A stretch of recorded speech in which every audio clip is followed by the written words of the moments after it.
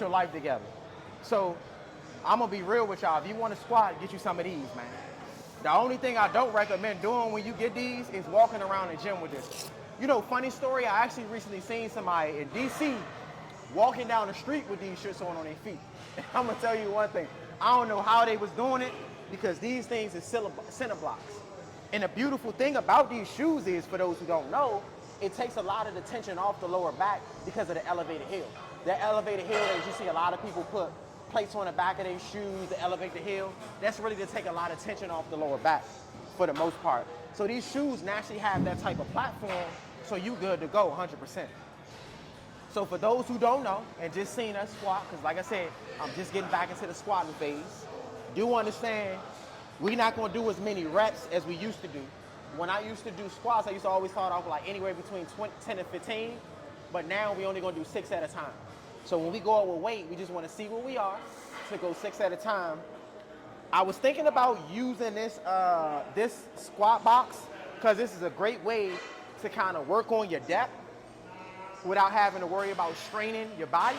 So one thing I do love doing when I do get back in the squats is I add this in and out of my routine, get as low as possible to open up the hips as much as I can, and to make sure my form is nice and clean before I start going up with the weight. Because a lot of y'all don't realize I try to go all the way down when I go heavy with the weight. And the way I prep my body for this is by this little ass box like this. So if you got a box this little at your gym, start using it at the box squats. And the beautiful thing about box squats do allow you to be able to load more weight. So if you're somebody that wants to get stronger and stronger with your squats, I wouldn't say go this low to get stronger with it, but something that's like in between get you right, because you don't have to go as low, and it takes a lot of that strain off your lower back. But we about to get busy with it. Like I said, we're gonna do 6. I ain't gonna use this. I wanna see how my body feels. I actually think I'm good for it. Another thing too, make sure the bar isn't too high. You shouldn't have to unrack like this. 9% the bar is too high. You wanna kinda dig in. This is one of my favorites.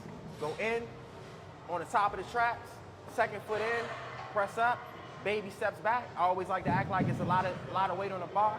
Open up, shoulder width apart, and then squat down.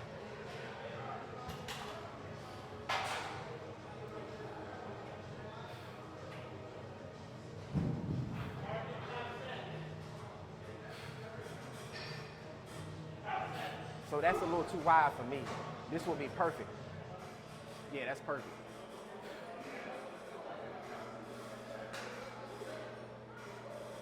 So this is when you should feel it all in glutes. I feel all glutes. I don't feel no lower back. Like I said, when you go up with the weight, you shouldn't feel a lot in lower back. You should feel more in your glutes. So you want to fall into the bottom of your glutes.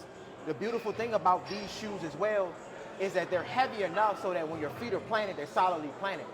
I like to use the first filler sets to really feel where my form should be, how comfortable my body feels, and then get into it. But like I said, we're not gonna do 10, 15 reps. I used to do 10, 15 all the time.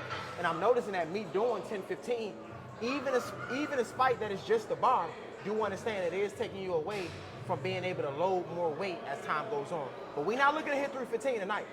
We're gonna keep it nice and light. If anything, we can do a little bit more on time and attention and build from there. Let's get it.